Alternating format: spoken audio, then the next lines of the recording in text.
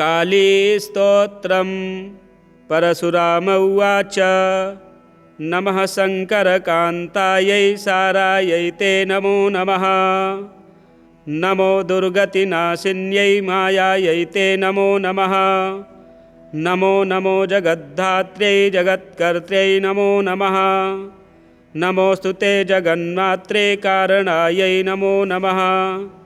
प्रसीद जगतां मातः सृष्टिसंहारकारिणी त्वत्पादौ शरणं यामि प्रतिज्ञां सार्थिकां कुरु। त्वयि मे विमुखायाञ्च को मां रक्षितुमीश्वरः।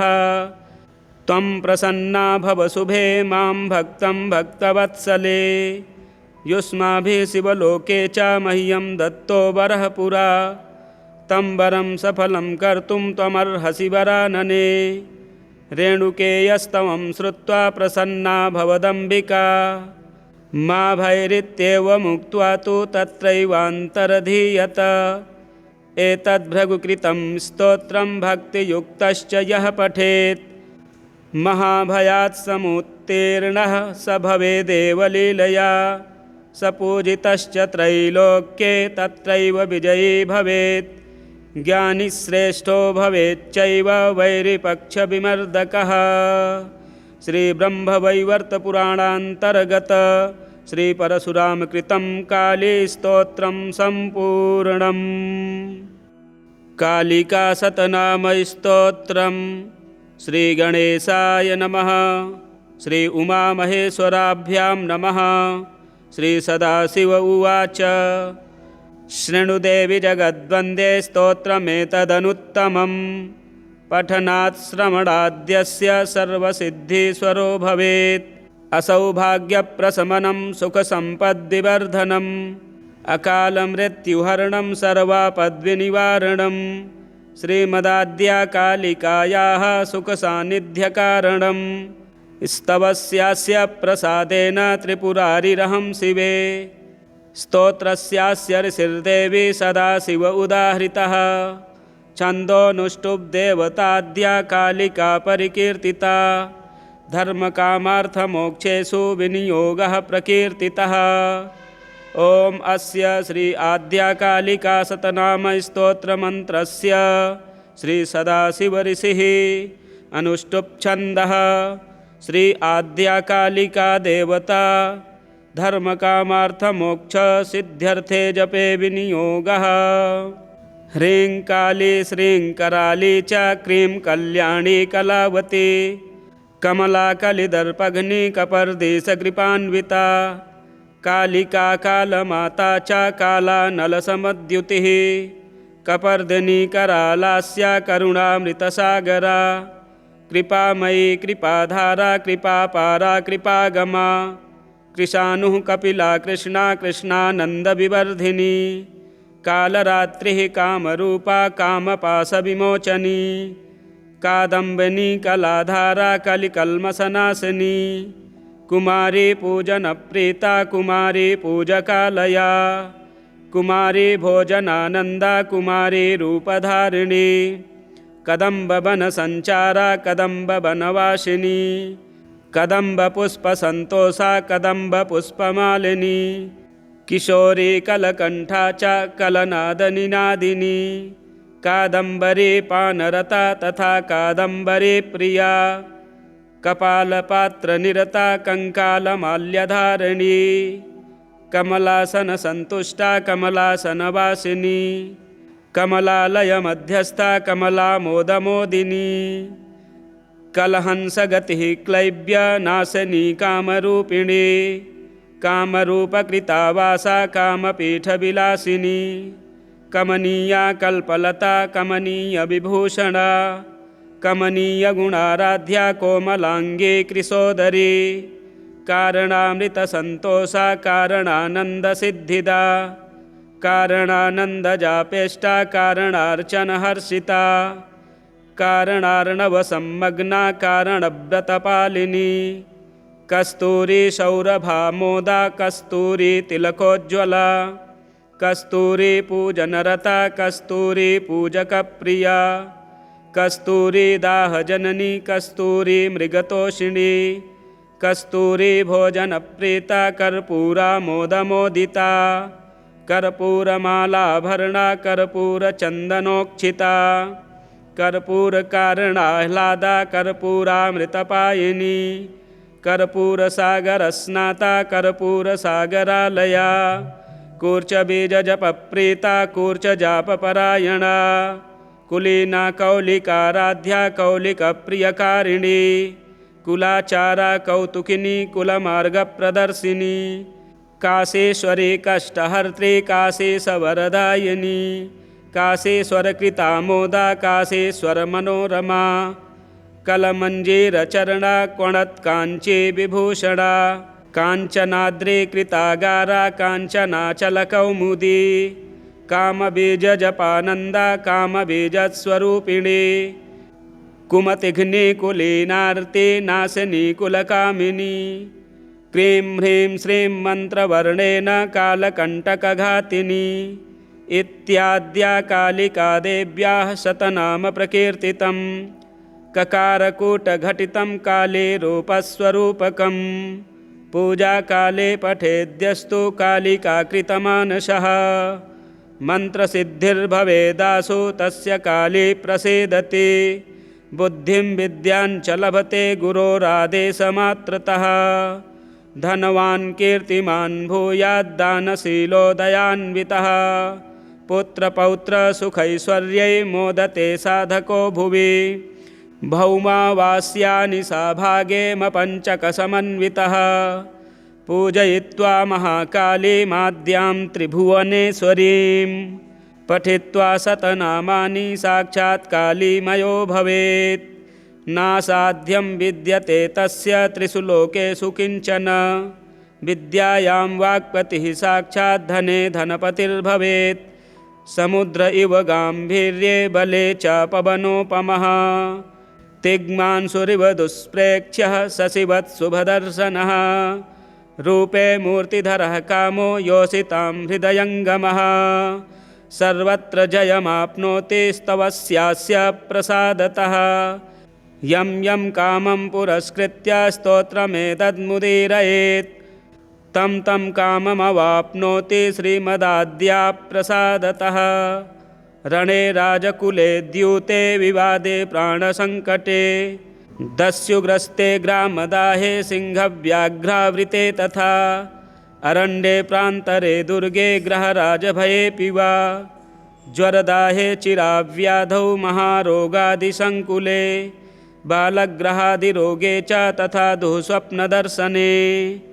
दुस्तरे सलिले वापि पोते वातविपद्गते विचिन्त्य परमां मायामाद्यां कालीं परात्परां यः पठेक्षतनामानि दृढभक्तिसमन्वितः सर्वापद्भ्यो विमुच्येत देवि सत्यं न संशयः न पापेभ्यो भयं तस्य न रोगेभ्यो भयं क्वचित् सर्वत्र विजयस्तस्य न कुत्रापि पराभवः तस्य दर्शनमात्रेण पलायन्ते विपद्गणाः स वक्ता सर्वशास्त्राणां स भोक्ता सर्वसम्पदां स कर्ता जातिधर्माणां ज्ञातीनां प्रभुरेव सः वाणी तस्य वसेद्वक्त्रे कमला निश्चला गृहे तन्नाम्ना मानवाः सर्वे प्रणमन्ति ससम्भ्रमाः दृष्ट्या तस्य तृणायन्ते ह्यणिमाद्यष्टसिद्धयः आद्या काली स्वरूपाख्यं शतनाम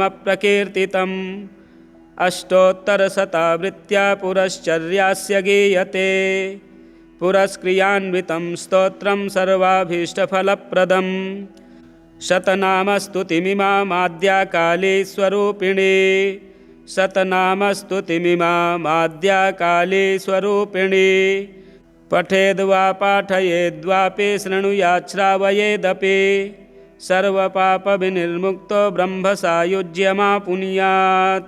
जय जय श्री महाकाल्यार्पणमस्तु। कालीस्तोत्रम् परशुराम उवाच नमः शङ्करकान्तायै सारायै ते नमो नमः नमो दुर्गतिनाशिन्यै मायायै ते नमो नमः नमो नमो जगद्धात्र्यै जगत्कर्त्र्यै नमो नमः। नमोऽस्तु ते जगन्मात्रे कारणायै नमो नमः। प्रसीद जगतां मातः सृष्टिसंहारकारिणी।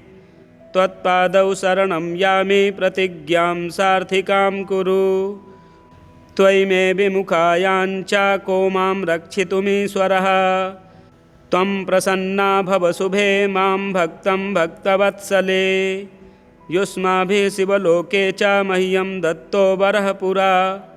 तं वरं सफलं कर्तुं त्वमर्हसि वरानने। रेणुकेयस्तवं श्रुत्वा प्रसन्ना भवदम्बिका।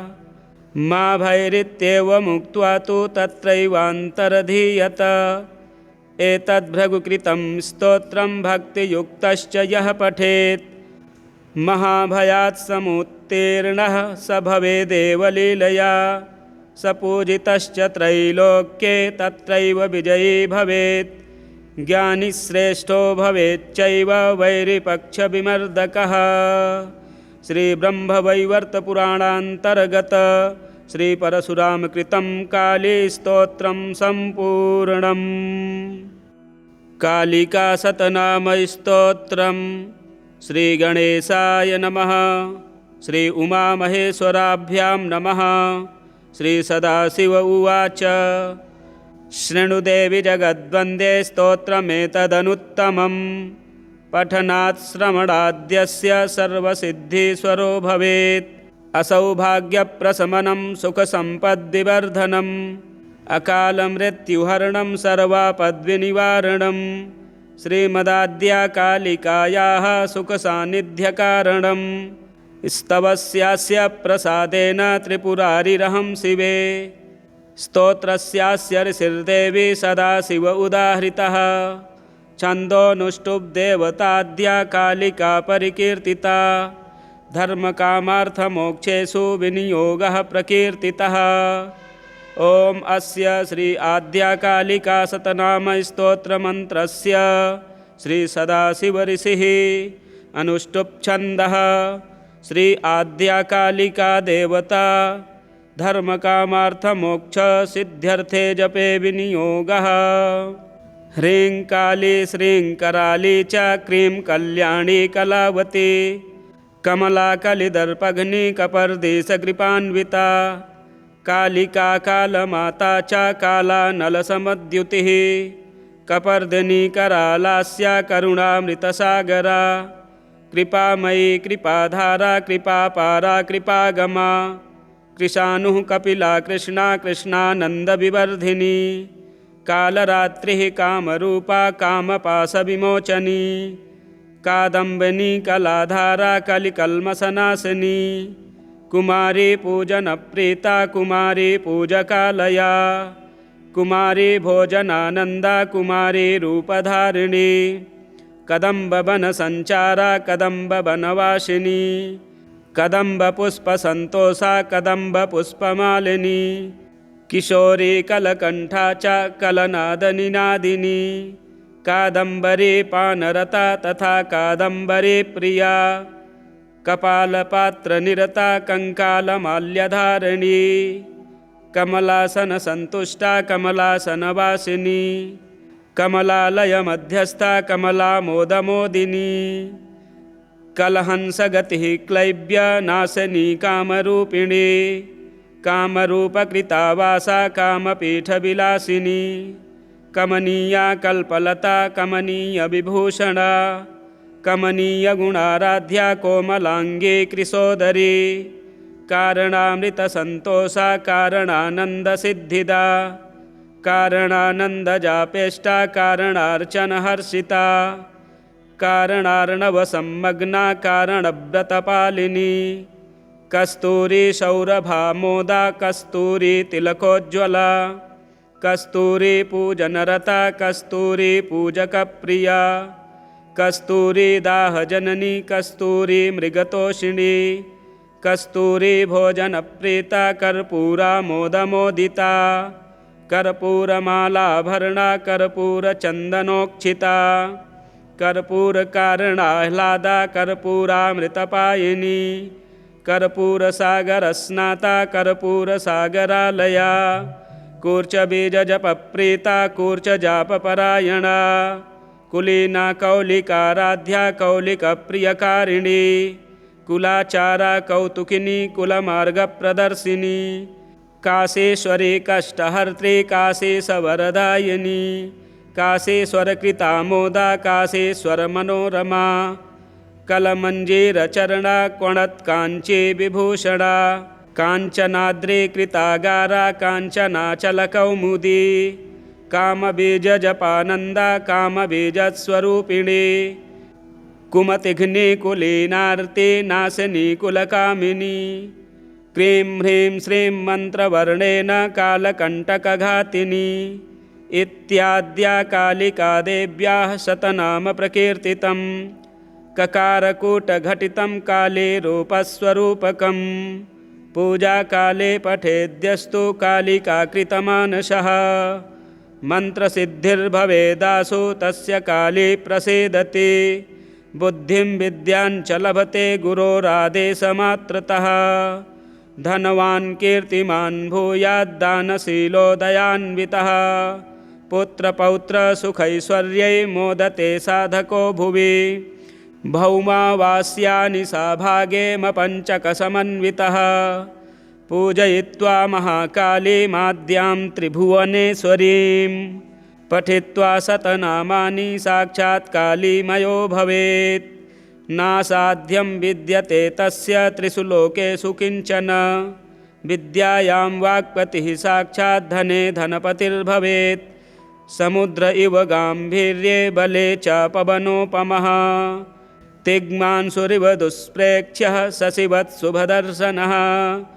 रूपे मूर्तिधरः कामो योषितां हृदयङ्गमः सर्वत्र जयमाप्नोति स्तवस्यास्य प्रसादतः यं यं कामं पुरस्कृत्य स्तोत्रमेतद्मुदीरयेत् तं तं काममवाप्नोति श्रीमदाद्या प्रसादतः रणे राजकुले द्यूते विवादे प्राणसङ्कटे दस्युग्रस्ते ग्रामदाहे सिंहव्याघ्रावृते तथा अरण्ये प्रान्तरे दुर्गे ग्रहराजभयेऽपि वा ज्वरदाहे चिराव्याधौ महारोगादिसङ्कुले बालग्रहादिरोगे च तथा दुःस्वप्नदर्शने दुस्तरे सलिले वापि पोते वातविपद्गते विचिन्त्य परमां मायामाद्यां कालीं परात्परां यः पठेक्षतनामानि दृढभक्तिसमन्वितः सर्वापद्भ्यो विमुच्येत देवि सत्यं न संशयः न पापेभ्यो भयं तस्य न रोगेभ्यो भयं क्वचित् सर्वत्र विजयस्तस्य न कुत्रापि पराभवः तस्य दर्शनमात्रेण पलायन्ते विपद्गणाः स वक्ता सर्वशास्त्राणां स भोक्ता सर्वसम्पदां स कर्ता जातिधर्माणां ज्ञातीनां प्रभुरेव सः वाणी तस्य वसेद्वक्त्रे कमला निश्चला गृहे तन्नाम्ना मानवाः सर्वे प्रणमन्ति ससम्भ्रमाः दृष्ट्या तस्य तृणायन्ते ह्यणिमाद्यष्टसिद्धयः आद्या काली स्वरूपाख्यं शतनाम प्रकीर्तितम् अष्टोत्तरशतावृत्त्या पुरश्चर्यास्य गीयते पुरस्क्रियान्वितं स्तोत्रं सर्वाभीष्टफलप्रदम् शतनामस्तुतिमिमाद्या काली स्वरूपिणी शतनामस्तुतिमिमाद्या काली स्वरूपिणी पठेद्वा पाठयेद्वापि शृणुयात् श्रावयेदपि सर्वपापविनिर्मुक्तो ब्रह्मसायुज्यमापुनुयात्। जय जय श्री महाकाल्यार्पणमस्तु। कालीस्तोत्रम् परशुराम उवाच नमः शङ्करकान्तायै सारायै ते नमो नमः नमो दुर्गतिनाशिन्यै मायायै ते नमो नमः नमो नमो जगद्धात्र्यै जगत्कर्त्र्यै नमो नमः नमोऽस्तु ते जगन्मात्रे कारणायै नमो नमः प्रसीद जगतां मातः सृष्टिसंहारकारिणी त्वत्पादौ शरणं यामि प्रतिज्ञां सार्थिकां कुरु। त्वयि मे विमुखायाञ्च को मां रक्षितुमीश्वरः। त्वं प्रसन्ना भव शुभे मां भक्तं भक्तवत्सले। युष्माभिः शिवलोके च मह्यं दत्तो वरः पुरा। तं वरं सफलं कर्तुं त्वमर्हसि वरानने। रेणुकेयस्तवं श्रुत्वा प्रसन्ना भवदम्बिका। मा भैरित्येवमुक्त्वा तु तत्रैवान्तरधीयत। एतद्भृगुकृतं स्तोत्रं भक्तियुक्तश्च यः पठेत् महाभयात् समुत्तीर्णः स भवेदेव लीलया। स पूजितश्च त्रैलोक्ये तत्रैव विजयी भवेत्। ज्ञानी श्रेष्ठो भवेच्चैव वैरिपक्षविमर्दकः। श्रीब्रह्मवैवर्तपुराणान्तर्गत श्रीपरशुरामकृतं कालीस्तोत्रं सम्पूर्णम्। कालिकाशतनामस्तोत्रम्। श्रीगणेशाय नमः। श्री उमामहेश्वराभ्यां नमः। श्रीसदाशिव उवाच शृणुदेवि जगद्वन्द्वे स्तोत्रमेतदनुत्तमं। पठनात् श्रवणाद्यस्य सर्वसिद्धीश्वरो भवेत्। असौभाग्यप्रशमनं सुखसम्पद्विवर्धनम्। अकालमृत्युहरणं सर्वापद्विनिवारणम्। श्रीमदाद्या कालिकायाः सुखसान्निध्यकारणम्। स्तवस्यास्य प्रसादेन त्रिपुरारिरहं शिवे। स्तोत्रस्यास्य ऋषिर्देवी सदाशिव उदाहृतः। छन्दोऽनुष्टुप्देवताद्या कालिका परिकीर्तिता। धर्मकामार्थमोक्षेषु विनियोगः प्रकीर्तितः। ॐ अस्य श्री आद्याकालिकाशतनामस्तोत्रमन्त्रस्य श्रीसदाशिवऋषिः अनुष्टुप्छन्दः। श्री आद्याकालिका देवता धर्मकामार्थमोक्षसिद्ध्यर्थे जपे विनियोगः। ह्रीं काली श्रीं कराली च क्रीं कल्याणी कलावती। कमला कलिदर्पघ्नी कपर्दीशकृपान्विता। कालिका कालमाता च काला नलसमद्युतिः। कपर्दिनी करालास्या करुणामृतसागरा। कृपामयी कृपाधारा कृपापारा कृपागमा। कृशानुः कपिला कृष्णा कृष्णानन्दविवर्धिनी। कालरात्रिः कामरूपा कामपाशविमोचनी। कादम्बिनी कलाधारा कलिकल्मषनाशिनी। कुमारी पूजनप्रीता कुमारी पूजकालया। कुमारी भोजनानन्दा कुमारी रूपधारिणी। कदम्बवनसञ्चारा कदम्बवनवासिनी। कदम्बपुष्पसन्तोषा कदम्बपुष्पमालिनी। किशोरी कलकण्ठा च कलनादनिनादिनी। कादम्बरी पानरता तथा कादम्बरी प्रिया। कपालपात्रनिरता कङ्कालमाल्यधारिणी। कमलासनसन्तुष्टा कमलासनवासिनी। कमलालयमध्यस्था कमलामोदमोदिनी। कलहंसगतिः क्लैब्यनाशिनी कामरूपिणी। कामरूपकृता वासा कामपीठविलासिनी। कमनीया कल्पलता कमनीयविभूषणा। कमनीयगुणाराध्या कोमलाङ्गी कृशोदरी। कारणामृतसन्तोषा कारणानन्दसिद्धिदा। कारणानन्दजापेष्टा कारणार्चनहर्षिता। कारणार्णवसंमग्ना कारणव्रतपालिनी। कस्तूरी सौरभामोदा कस्तूरी तिलकोज्ज्वला। कस्तूरी पूजनरता कस्तूरी पूजकप्रिया। कस्तूरी दाहजननी कस्तूरी मृगतोषिणी। कस्तूरी भोजनप्रीता कर्पूरामोदमोदिता। कर्पूरमालाभरणा कर्पूरचन्दनोक्षिता। कर्पूरकारणाह्लादा कर्पूरामृतपायिनी। कर्पूरसागरस्नाता कर्पूरसागरालया। कूर्चबीजजपप्रीता कूर्चजापपरायणा। कुलीना कौलिकाराध्या कौलिकप्रियकारिणी। कुलाचारा कौतुकिनी कुलमार्गप्रदर्शिनी कासेश्वरी कष्टहर्त्री काशेशवरदायिनी काशेश्वरकृता मोदा काशेश्वरमनोरमा कलमञ्जीरचरणा क्वणत्काञ्ची विभूषणा काञ्चनाद्री कृतागारा काञ्चनाचलकौमुदी कामबीजजपानन्दा कामबीजस्वरूपिणी कुमतिघ्नी कुलीनार्ति नाशिनी कुलकामिनी क्रीं ह्रीं श्रीं मन्त्रवर्णेन कालकण्टकघातिनी इत्याद्या कालिका देव्याः शतनाम प्रकीर्तितं ककारकूटघटितं काले रूपस्वरूपकं पूजाकाले पठेद्यस्तु कालिकाकृतमानसः मन्त्रसिद्धिर्भवेदासु तस्य काली प्रसीदति बुद्धिं विद्याञ्च लभते गुरोरादेशमात्रतः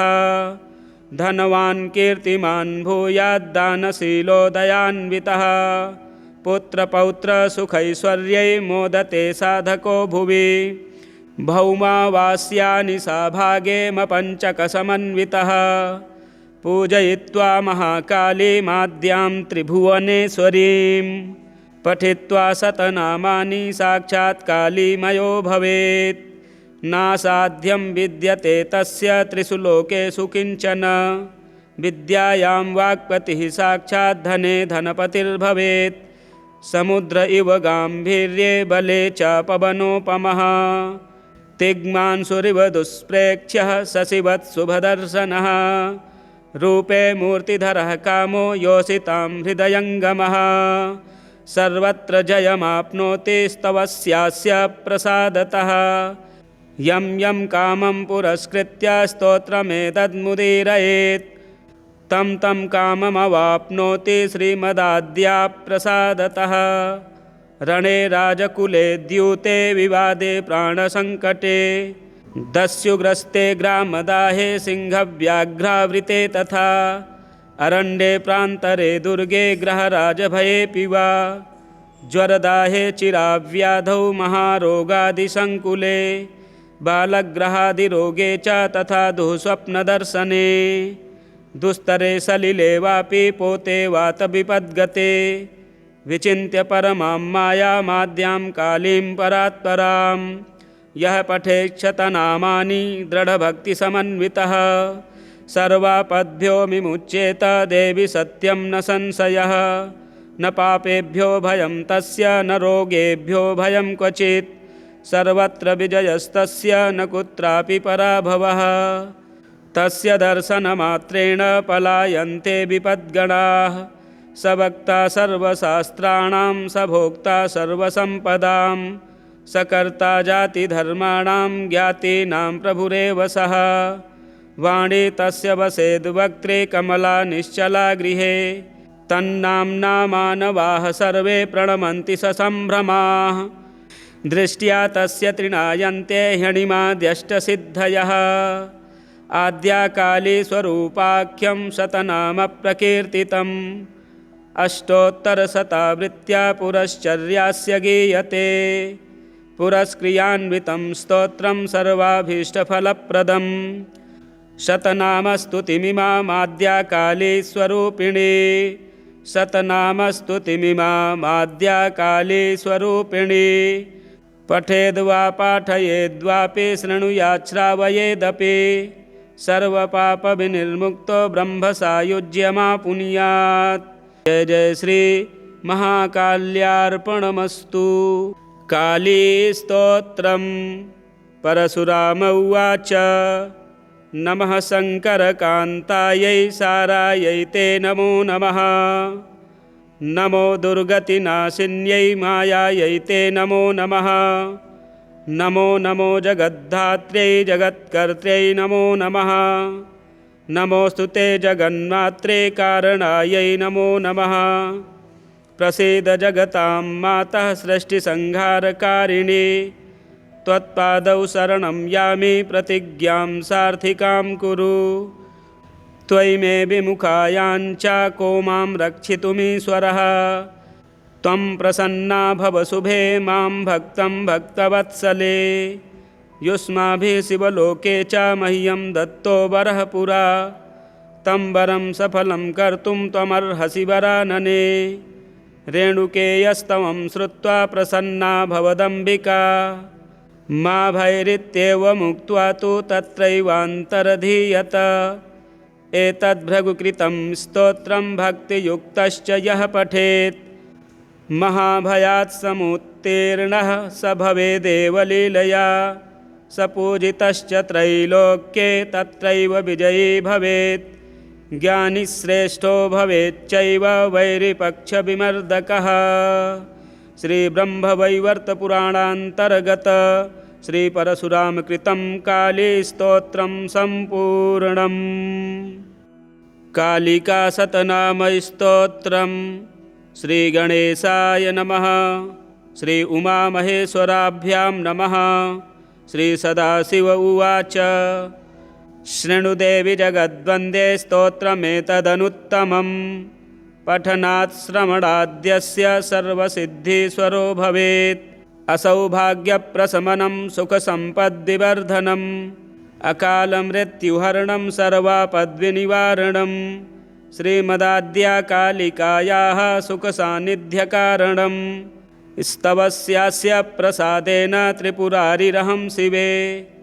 स्तोत्रस्यास्य ऋषिर्देवी सदाशिव उदाहृतः छन्दोऽनुष्टुप्देवताद्या कालिका परिकीर्तिता। धर्मकामार्थमोक्षेषु विनियोगः प्रकीर्तितः। ॐ अस्य श्री आद्या कालिका शतनामस्तोत्रमन्त्रस्य श्री सदाशिवऋषिः अनुष्टुप्छन्दः। श्री आद्या कालिका देवता धर्मकामार्थमोक्षसिद्ध्यर्थे जपे विनियोगः। ह्रीं काली श्रीं कराली च क्रीं कल्याणी कलावती कमला कलिदर्पघ्नी कपर्दीशकृपान्विता कालिका कालमाता च काला नलसमद्युतिः कपर्दिनी करालास्या करुणामृतसागरा कृपामयी कृपाधारा कृपापारा कृपागमा कृशानुः कपिला कृष्णा कृष्णानन्दविवर्धिनी कालरात्रिः कामरूपा कामपाशविमोचनी कादम्बिनी कलाधारा कलिकल्मषनाशिनी कुमारी पूजनप्रीता कुमारी पूजकालया कुमारी भोजनानन्दा कुमारी रूपधारिणी कदम्बवनसञ्चारा कदम्बवनवासिनी कदम्बपुष्पसन्तोषा कदम्बपुष्पमालिनी किशोरी कलकण्ठा च कलनादनिनादिनी कादम्बरी पानरता तथा कादम्बरी प्रिया कपालपात्रनिरता कंकालमाल्यधारिणी कमलासनसन्तुष्टा कमलासनवासिनी कमलालयमध्यस्था कमलामोदमोदिनी कलहंसगतिः क्लैब्यनाशिनी कामरूपिणी कामरूपकृता वासा कामपीठविलासिनी कमनीया कल्पलता कमनीयविभूषणा कमनीयगुणाराध्या कोमलांगी कृशोदरी कारणामृतसन्तोषा कारणानन्दसिद्धिदा कारणानन्दजापेष्टा कारणार्चनहर्षिता कारणार्णवसंमग्ना कारणव्रतपालिनी कस्तूरी सौरभामोदा कस्तूरी तिलकोज्ज्वला कस्तूरी पूजनरता कस्तूरी पूजकप्रिया कस्तूरी दाहजननी कस्तूरी मृगतोषिणी कस्तूरी भोजनप्रीता कर्पूरा मोदमोदिता कर्पूरमालाभरणा कर्पूरचन्दनोक्षिता कर्पूरकारणाह्लादा कर्पूरामृतपायिनी कर्पूरसागरस्नाता कर्पूरसागरालया कूर्चबीजजपप्रीता कूर्चजापपरायणा कुलीना कौलिकाराध्या कौलिकप्रियकारिणी कुलाचारा कौतुकिनी कुलमार्गप्रदर्शिनी काशीश्वरी कष्टहर्त्री काशीशवरदायिनी काशीश्वरकृतामोदा काशीश्वरमनोरमा कलमञ्जीरचरणा क्वणत्काञ्ची विभूषणा काञ्चनाद्रि कृतागारा काञ्चनाचलकौमुदी कामबीजजपानन्दा कामबीजस्वरूपिणी कुमतिघ्निकुलीनार्ति नाशिनी कुलकामिनी क्रीं ह्रीं श्रीं मन्त्रवर्णेन कालकण्टकघातिनी इत्याद्या कालिका देव्याः शतनाम प्रकीर्तितं ककारकूटघटितं काले रूपस्वरूपकं पूजाकाले पठेद्यस्तु कालिकाकृतमानसः मन्त्रसिद्धिर्भवेदासु तस्य काली प्रसीदति बुद्धिं विद्याञ्च लभते गुरोरादेशमात्रतः धनवान् कीर्तिमान् भूयाद्दानशीलो दयान्वितः पुत्रपौत्रसुखैश्वर्यै मोदते साधको भुवि भौमावास्यानि सा भागेमपञ्चकसमन्वितः पूजयित्वा महाकालीमाद्यां त्रिभुवनेश्वरीं पठित्वा शतनामानि साक्षात् कालीमयो भवेत् नासाध्यं विद्यते तस्य त्रिषु लोकेषु किञ्चन विद्यायां वाक्पतिः साक्षात् धने धनपतिर्भवेत् समुद्र इव गाम्भीर्ये बले च पवनोपमः तिग्मांशुरिव दुष्प्रेक्ष्यः शशिवत् शुभदर्शनः रूपे मूर्तिधरः कामो योषितां हृदयङ्गमः सर्वत्र जयमाप्नोति स्तवस्यास्य प्रसादतः यं यं कामं पुरस्कृत्य स्तोत्रमेतद्मुदीरयेत् तं तं काममवाप्नोति श्रीमदाद्या प्रसादतः रणे राजकुले द्यूते विवादे प्राणसङ्कटे दस्युग्रस्ते ग्रामदाहे सिंहव्याघ्रावृते तथा अरण्ये प्रान्तरे दुर्गे ग्रहराजभयेऽपि वा ज्वरदाहे चिराव्याधौ महारोगादिसङ्कुले बालग्रहादिरोगे च तथा दुःस्वप्नदर्शने दुस्तरे सलिले वापि पोते वातविपद्गते विचिन्त्य परमां मायामाद्यां कालीं परात्परां यः पठेक्षतनामानि दृढभक्तिसमन्वितः सर्वापद्भ्यो विमुच्येत देवि सत्यं न संशयः न पापेभ्यो भयं तस्य न रोगेभ्यो भयं क्वचित् सर्वत्र विजयस्तस्य न कुत्रापि पराभवः तस्य दर्शनमात्रेण पलायन्ते विपद्गणाः स वक्ता सर्वशास्त्राणां स भोक्ता सर्वसम्पदां स कर्ता जातिधर्माणां ज्ञातीनां प्रभुरेव सः वाणी तस्य वसेद्वक्त्रे कमला निश्चला गृहे तन्नाम्ना मानवाः सर्वे प्रणमन्ति ससम्भ्रमाः दृष्ट्या तस्य तृणायन्ते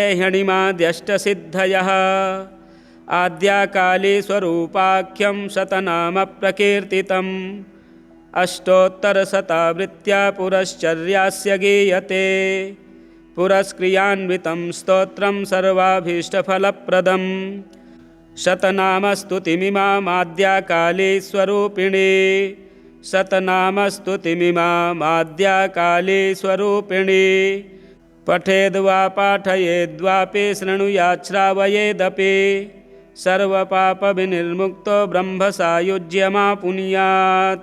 जय जय श्री महाकाल्यार्पणमस्तु। कालीस्तोत्रम् परशुराम उवाच नमः शङ्करकान्तायै सारायै ते नमो नमः नमो दुर्गतिनाशिन्यै मायायै ते नमो नमः नमो नमो जगद्धात्र्यै जगत्कर्त्र्यै नमो नमः नमोऽस्तु ते जगन्मात्रे कारणायै नमो नमः प्रसीद जगतां मातः सृष्टिसंहारकारिणी त्वत्पादौ शरणं यामि प्रतिज्ञां सार्थिकां कुरु त्वयि मे विमुखायाञ्च को मां रक्षितुमीश्वरः त्वं प्रसन्ना भव शुभे मां भक्तं भक्तवत्सले युष्माभिः शिवलोके च मह्यं दत्तो वरः पुरा तं वरं सफलं कर्तुं त्वमर्हसि वरानने रेणुकेयस्तवं श्रुत्वा प्रसन्ना भवदम्बिका मा भैरित्येवमुक्त्वा तु तत्रैवान्तरधीयत एतद्भृगुकृतं स्तोत्रं भक्तियुक्तश्च यः पठेत् महाभयात् समुत्तीर्णः स भवेदेव लीलया स पूजितश्च त्रैलोक्ये तत्रैव विजयी भवेत् ज्ञानी श्रेष्ठो भवेच्चैव वैरिपक्षविमर्दकः। श्रीब्रह्मवैवर्तपुराणान्तर्गत श्रीपरशुरामकृतं कालीस्तोत्रं सम्पूर्णम्। कालिकाशतनामस्तोत्रम्। श्रीगणेशाय नमः। श्री उमामहेश्वराभ्यां नमः। श्रीसदाशिव उवाच शृणुदेवि जगद्वन्द्वे स्तोत्रमेतदनुत्तमं पठनात् श्रवणाद्यस्य सर्वसिद्धीश्वरो भवेत्। असौभाग्यप्रशमनं सुखसम्पद्विवर्धनम् अकालमृत्युहरणं सर्वापद्विनिवारणम् श्रीमदाद्या कालिकायाः सुखसान्निध्यकारणम् स्तवस्यास्य प्रसादेन त्रिपुरारिरहं शिवे स्तोत्रस्यास्य ऋषिर्देवी सदाशिव उदाहृतः छन्दोऽनुष्टुप्देवताद्या कालिका परिकीर्तिता धर्मकामार्थमोक्षेषु विनियोगः प्रकीर्तितः। ॐ अस्य श्री आद्याकालिकाशतनामस्तोत्रमन्त्रस्य श्रीसदाशिवऋषिः अनुष्टुप्छन्दः। श्री आद्याकालिका देवता धर्मकामार्थमोक्षसिद्ध्यर्थे जपे विनियोगः।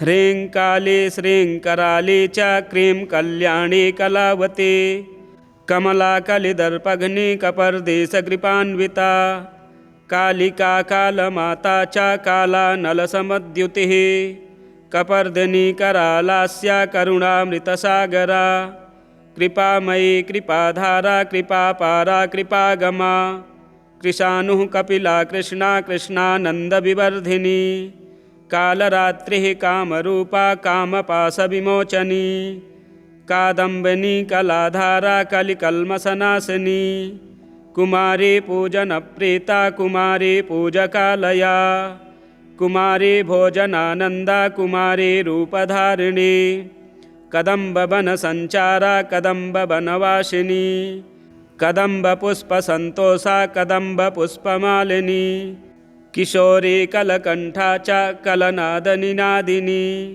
कादम्बरी पानरता तथा कादम्बरी प्रिया कपालपात्रनिरता कंकालमाल्यधारिणी कमलासनसन्तुष्टा कमलासनवासिनी कमलालयमध्यस्था कमलामोदमोदिनी कलहंसगतिः क्लैब्यनाशिनी कामरूपिणी कामरूपकृता वासा कामपीठविलासिनी कमनीया कल्पलता कमनीयविभूषणा कमनीयगुणाराध्या कोमलांगी कृशोदरी कारणामृतसन्तोषा कारणानन्दसिद्धिदा कारणानन्दजापेष्टा कारणार्चनहर्षिता कारणार्णवसंमग्ना कारणव्रतपालिनी कस्तूरी सौरभामोदा कस्तूरी तिलकोज्ज्वला कस्तूरी पूजनरता कस्तूरी पूजकप्रिया कस्तूरी दाहजननी कस्तूरी मृगतोषिणी कस्तूरी भोजनप्रीता कर्पूरा मोदमोदिता कर्पूरमालाभरणा कर्पूरचन्दनोक्षिता कर्पूरकारणाह्लादा कर्पूरामृतपायिनी कर्पूरसागरस्नाता कर्पूरसागरालया कूर्चबीजजपप्रीता कूर्चजापपरायणा कुलीना कौलिकाराध्या कौलिकप्रियकारिणी कुलाचारा कौतुकिनी कुलमार्गप्रदर्शिनी काशीश्वरी कष्टहर्त्री काशीशवरदायिनी काशीश्वरकृतामोदा काशीश्वरमनोरमा कलमञ्जीरचरणा क्वणत्काञ्ची विभूषणा काञ्चनाद्री कृतागारा काञ्चनाचलकौमुदी कामबीजजपानन्दा कामबीजस्वरूपिणी कुमतिघ्नी कुलीनार्ति नाशिनी कुलकामिनी क्रीं ह्रीं श्रीं मन्त्रवर्णेन कालकण्टकघातिनी इत्याद्या कालिका देव्याः शतनाम प्रकीर्तितं ककारकूटघटितं काले रूपस्वरूपकं पूजाकाले पठेद्यस्तु कालिकाकृतमानसः मन्त्रसिद्धिर्भवेदासु तस्य काली प्रसीदति बुद्धिं विद्याञ्च लभते गुरोरादेशमात्रतः धनवान् कीर्तिमान् भूयाद्दानशीलो दयान्वितः पुत्रपौत्रसुखैश्वर्यै मोदते साधको भुवि भौमावास्यानि सा भागेमपञ्चकसमन्वितः पूजयित्वा महाकालीमाद्यां त्रिभुवनेश्वरीं पठित्वा शतनामानि साक्षात् कालीमयो भवेत् नासाध्यं विद्यते तस्य त्रिषु लोकेषु किञ्चन विद्यायां वाक्पतिः साक्षात् धने धनपतिर्भवेत् समुद्र इव गाम्भीर्ये बले च पवनोपमः तिग्मांशुरिव दुष्प्रेक्ष्यः शशिवत् शुभदर्शनः रूपे मूर्तिधरः कामो योषितां हृदयङ्गमः सर्वत्र जयमाप्नोति स्तवस्यास्य प्रसादतः यं यं कामं पुरस्कृत्य स्तोत्रमेतद्मुदीरयेत् तं तं काममवाप्नोति श्रीमदाद्या प्रसादतः रणे राजकुले द्यूते विवादे प्राणसङ्कटे दस्युग्रस्ते ग्रामदाहे सिंहव्याघ्रावृते तथा अरण्ये प्रान्तरे दुर्गे ग्रहराजभयेऽपि वा ज्वरदाहे चिराव्याधौ महारोगादिसङ्कुले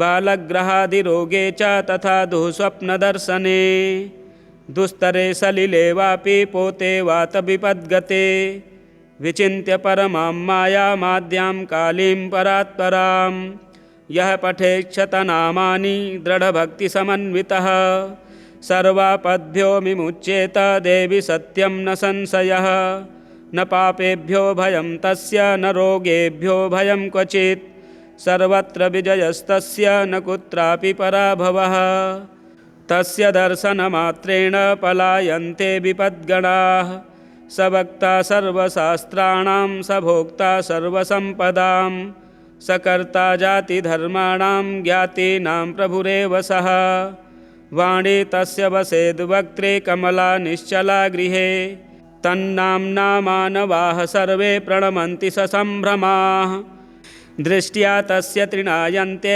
ह्यणिमाद्यष्टसिद्धयः आद्या काली स्वरूपाख्यं शतनाम प्रकीर्तितम् अष्टोत्तरशतावृत्त्या पुरश्चर्यास्य गीयते पुरस्क्रियान्वितं स्तोत्रं सर्वाभीष्टफलप्रदम् शतनामस्तुतिमिमाद्या काली स्वरूपिणी शतनामस्तुतिमिमाद्या काली स्वरूपिणी पठेद्वा पाठयेद्वापि शृणुयात् श्रावयेदपि सर्वपापविनिर्मुक्तो ब्रह्मसायुज्यमापुनुयात्। जय जय श्री महाकाल्यार्पणमस्तु। कालीस्तोत्रम् परशुराम उवाच नमः शङ्करकान्तायै सारायै ते नमो नमः नमो दुर्गतिनाशिन्यै मायायै ते नमो नमः नमो नमो जगद्धात्र्यै जगत्कर्त्र्यै नमो नमः नमोऽस्तु ते जगन्मात्रे कारणायै नमो नमः प्रसीद जगतां मातः सृष्टिसंहारकारिणी त्वत्पादौ शरणं यामि प्रतिज्ञां सार्थिकां कुरु त्वयि मे विमुखायाञ्च को मां रक्षितुमीश्वरः त्वं प्रसन्ना भव शुभे मां भक्तं भक्तवत्सले युष्माभिः शिवलोके च मह्यं दत्तो वरः पुरा तं वरं सफलं कर्तुं त्वमर्हसि वरानने रेणुकेयस्तवं श्रुत्वा प्रसन्ना भवदम्बिका मा भैरित्येवमुक्त्वा तु तत्रैवान्तरधीयत एतद्भृगुकृतं स्तोत्रं भक्तियुक्तश्च यः पठेत् महाभयात् समुत्तीर्णः स भवेदेव लीलया स पूजितश्च त्रैलोक्ये तत्रैव विजयी भवेत् ज्ञानिश्रेष्ठो भवेच्चैव वैरिपक्षविमर्दकः। श्रीब्रह्मवैवर्तपुराणान्तर्गत श्रीपरशुरामकृतं कालीस्तोत्रं सम्पूर्णम्। कालिकाशतनामस्तोत्रं। श्रीगणेशाय नमः। श्री उमामहेश्वराभ्यां नमः।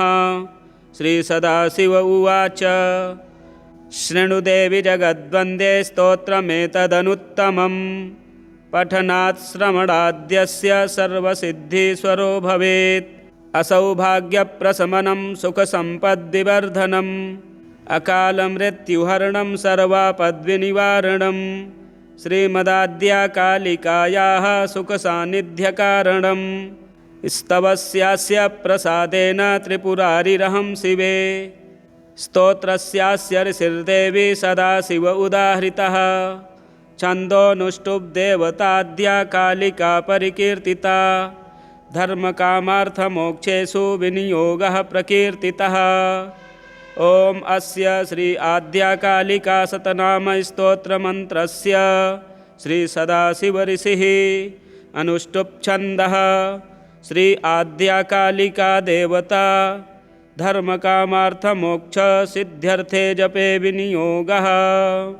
ह्रीं काली श्रीं कराली च क्रीं कल्याणी कलावती कमला कलिदर्पघ्नि कपर्दिशकृपान्विता कालिका कालमाता च काला नलसमद्युतिः कपर्दिनी करालास्या करुणामृतसागरा कृपामयी कृपाधारा कृपापारा कृपागमा कृशानुः कपिला कृष्णा कृष्णानन्दविवर्धिनी कालरात्रिः कामरूपा कामपाशविमोचनी कादम्बिनी कलाधारा कलिकल्मषनाशिनी कुमारी पूजनप्रीता कुमारी पूजकालया कुमारी भोजनानन्दा कुमारी रूपधारिणी कदम्बवनसञ्चारा कदम्बवनवासिनी कदम्बपुष्पसन्तोषा कदम्बपुष्पमालिनी किशोरी कलकण्ठा च कलनादनिनादिनी कादम्बरी पानरता तथा कादम्बरी प्रिया कपालपात्रनिरता कंकालमाल्यधारिणी कमलासनसन्तुष्टा कमलासनवासिनी कमलालयमध्यस्था कमलामोदमोदिनी कलहंसगतिः क्लैब्यनाशिनी कामरूपिणी कामरूपकृता वासा कामपीठविलासिनी कमनीया कल्पलता कमनीयविभूषणा कमनीयगुणाराध्या कोमलांगी कृशोदरी कारणामृतसन्तोषा कारणानन्दसिद्धिदा कारणानन्दजापेष्टा कारणार्चनहर्षिता कारणार्णवसंमग्ना कारणव्रतपालिनी कस्तूरी सौरभामोदा कस्तूरी तिलकोज्ज्वला कस्तूरी पूजनरता कस्तूरी पूजकप्रिया कस्तूरी दाहजननी कस्तूरी मृगतोषिणी कस्तूरी भोजनप्रीता कर्पूरा मोदमोदिता कर्पूरमालाभरणा कर्पूरचन्दनोक्षिता कर्पूरकारणाह्लादा कर्पूरामृतपायिनी कर्पूरसागरस्नाता कर्पूरसागरालया कूर्चबीजजपप्रीता कूर्चजापपरायणा कुलीना कौलिकाराध्या कौलिकप्रियकारिणी कुलाचारा कौतुकिनी कुलमार्गप्रदर्शिनी काशीश्वरी कष्टहर्त्री काशीशवरदायिनी काशीश्वरकृतामोदा काशीश्वरमनोरमा कलमञ्जीरचरणा क्वणत्काञ्ची विभूषणा काञ्चनाद्री कृतागारा काञ्चनाचलकौमुदी कामबीजजपानन्दा कामबीजस्वरूपिणी कुमतिघ्नि कुलीनार्ति नाशिनी कुलकामिनी क्रीं ह्रीं श्रीं मन्त्रवर्णेन कालकण्टकघातिनी इत्याद्या कालिका देव्याः शतनाम प्रकीर्तितं ककारकूटघटितं काले रूपस्वरूपकं पूजाकाले पठेद्यस्तु कालिकाकृतमानसः मन्त्रसिद्धिर्भवेदासु तस्य काली प्रसीदति बुद्धिं विद्याञ्च लभते गुरोरादेशमात्रतः धनवान् कीर्तिमान् भूयाद्दानशीलो दयान्वितः पुत्रपौत्रसुखैश्वर्यै मोदते साधको भुवि भौमावास्यानि सा भागेमपञ्चकसमन्वितः पूजयित्वा महाकालीमाद्यां त्रिभुवनेश्वरीं पठित्वा शतनामानि साक्षात् कालीमयो भवेत्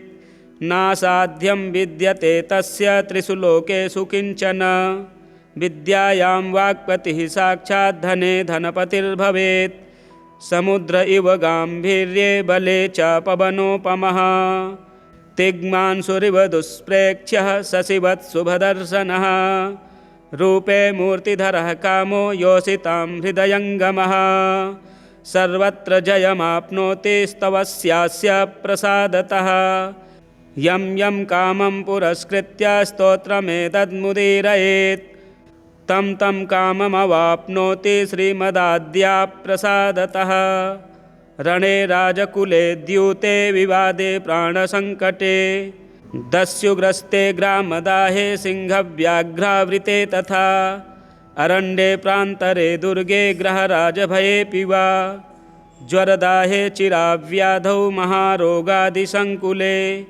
बालग्रहादिरोगे च तथा दुःस्वप्नदर्शने दुस्तरे सलिले वापि पोते वातविपद्गते विचिन्त्य परमां मायामाद्यां कालीं परात्परां यः पठेक्षतनामानि दृढभक्तिसमन्वितः सर्वापद्भ्यो विमुच्येत देवि सत्यं न संशयः न पापेभ्यो भयं तस्य न रोगेभ्यो भयं क्वचित् सर्वत्र विजयस्तस्य न कुत्रापि पराभवः तस्य दर्शनमात्रेण पलायन्ते विपद्गणाः स वक्ता सर्वशास्त्राणां स भोक्ता सर्वसम्पदां स कर्ता जातिधर्माणां ज्ञातीनां प्रभुरेव सः वाणी तस्य वसेद्वक्त्रे कमला निश्चला गृहे तन्नाम्ना मानवाः सर्वे प्रणमन्ति ससम्भ्रमाः दृष्ट्या तस्य तृणायन्ते ह्यणिमाद्यष्टसिद्धयः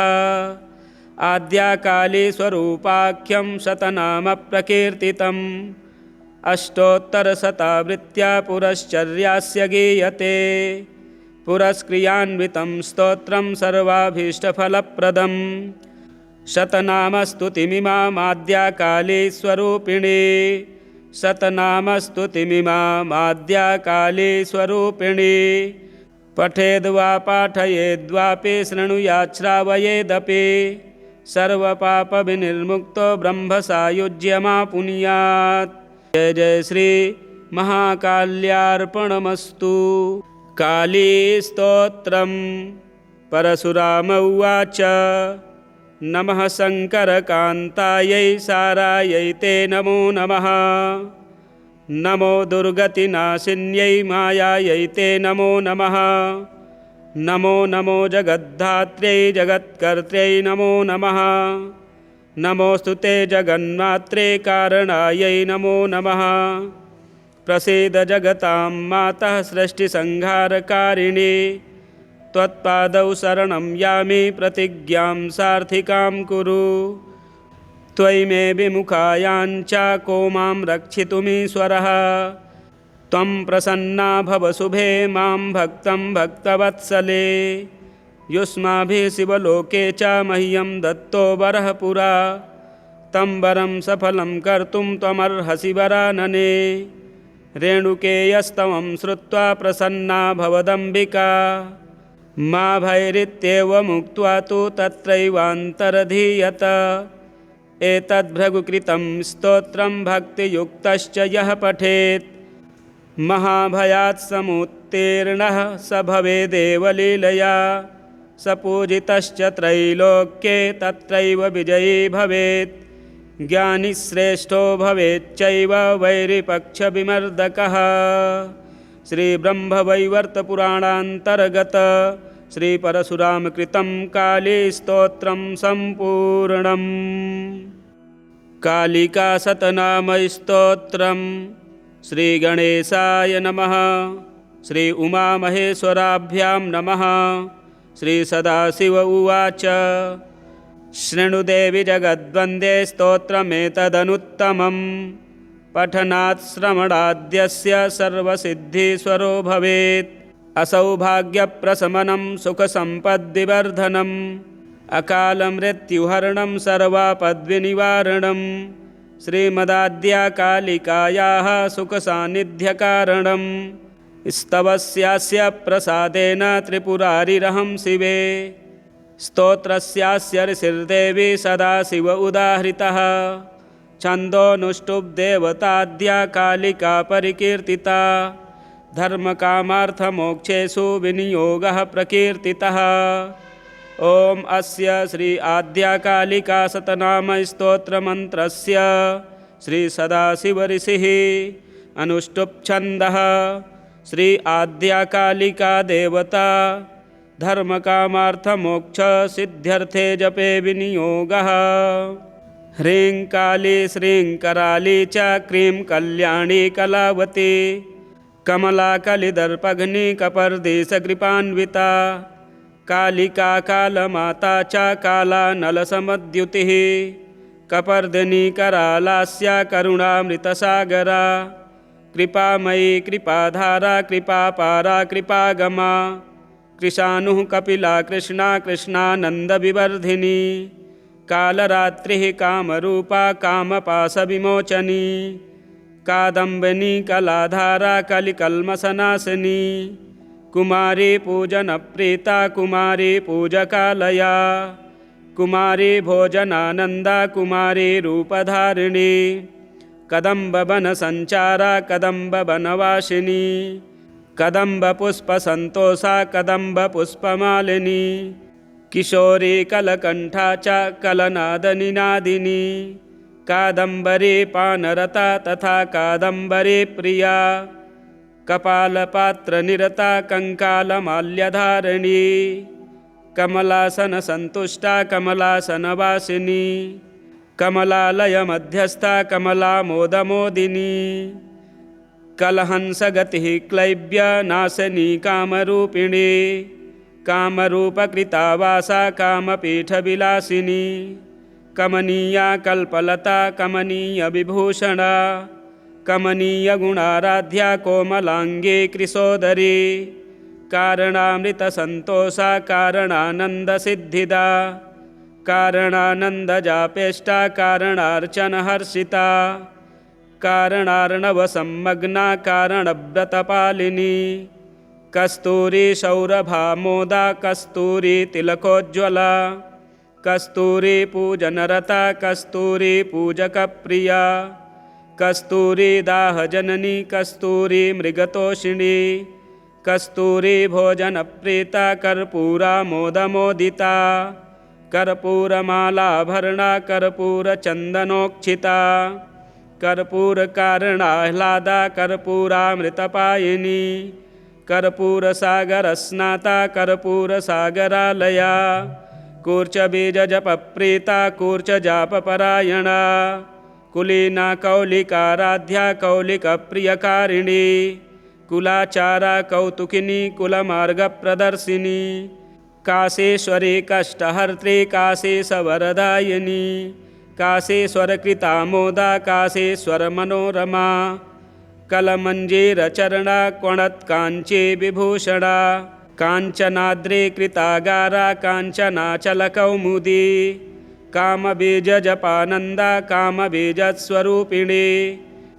कुमतिघ्नि कुलीनार्ति नाशिनी कुलकामिनी क्रीं ह्रीं श्रीं मन्त्रवर्णेन कालकण्टकघातिनी इत्याद्या कालिका देव्याः शतनाम प्रकीर्तितं ककारकूटघटितं काले रूपस्वरूपकं पूजाकाले पठेद्यस्तु कालिकाकृतमानसः मन्त्रसिद्धिर्भवेदासु तस्य काले प्रसीदति बुद्धिं विद्याञ्च लभते गुरोरादेशमात्रतः धनवान् कीर्तिमान् भूयाद्दानशीलो दयान्वितः पुत्रपौत्रसुखैश्वर्यै मोदते साधको भुवि भौमावास्यानि साभागेमपञ्चकसमन्वितः पूजयित्वा महाकालीमाद्यां त्रिभुवनेश्वरीं पठित्वा शतनामानि साक्षात् कालीमयो भवेत्।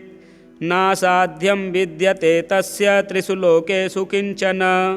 विद्यायां वाक्पतिः साक्षात् धने धनपतिर्भवेत्।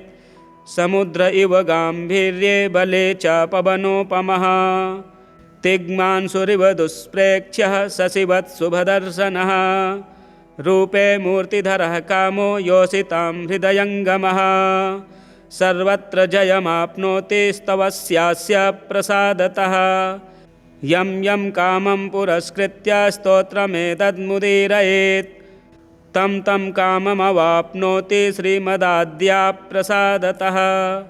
रणे राजकुले द्यूते विवादे प्राणसङ्कटे दस्युग्रस्ते ग्रामदाहे सिंहव्याघ्रावृते तथा अरण्ये प्रान्तरे दुर्गे ग्रहराजभयेऽपि वा ज्वरदाहे चिराव्याधौ महारोगादिसङ्कुले बालग्रहादिरोगे च तथा दुःस्वप्नदर्शने दुस्तरे सलिले वापि पोते वातविपद्गते विचिन्त्य परमां मायामाद्यां कालीं परात्परां यः पठेक्षतनामानि दृढभक्तिसमन्वितः सर्वापद्भ्यो विमुच्येत देवि सत्यं न संशयः।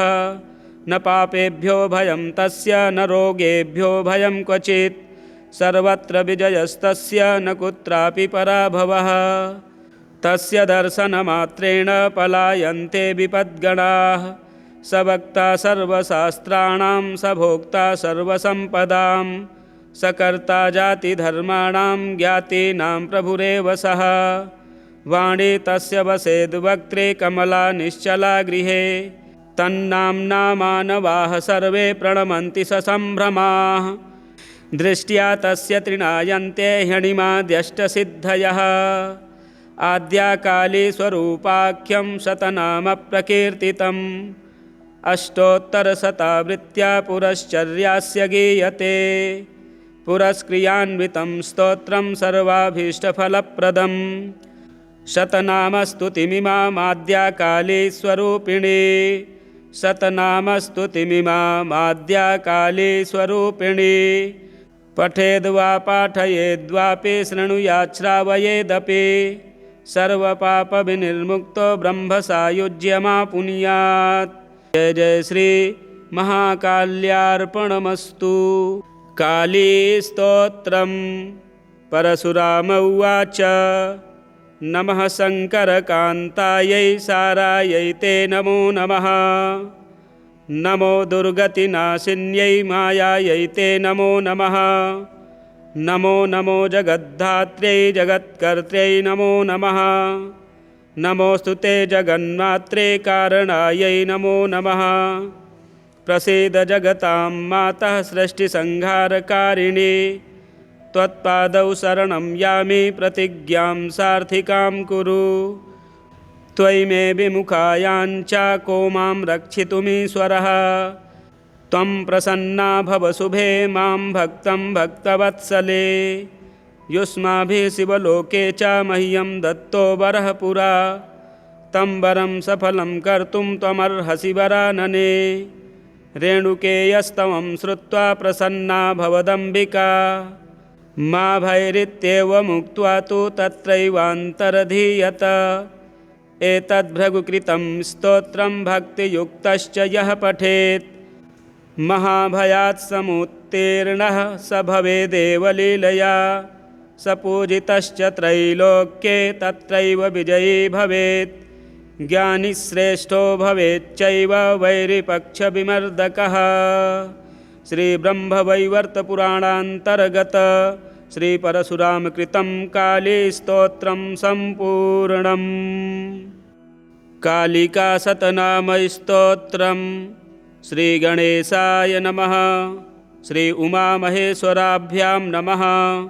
श्रीसदाशिव उवाच शृणुदेवि जगद्वन्दे स्तोत्रमेतदनुत्तमं पठनात् श्रवणाद्यस्य सर्वसिद्धिस्वरो भवेत् असौभाग्यप्रशमनं सुखसम्पद्विवर्धनम् अकालमृत्युहरणं सर्वापद्विनिवारणं श्रीमदाद्या कालिकायाः सुखसान्निध्यकारणं स्तवस्यास्य प्रसादेन त्रिपुरारिरहं शिवे स्तोत्रस्यास्य ऋषिर्देवी सदाशिव उदाहृतः छन्दोनुष्टुप्देवताद्या कालिका परिकीर्तिता धर्मकामार्थमोक्षेषु विनियोगः प्रकीर्तितः। ॐ अस्य श्री आद्या कालिका शतनाम स्तोत्रमन्त्रस्य श्री सदाशिव ऋषिः अनुष्टुप् छन्दः श्री आद्या कालिका देवता धर्मकामार्थमोक्ष सिद्ध्यर्थे जपे विनियोगः।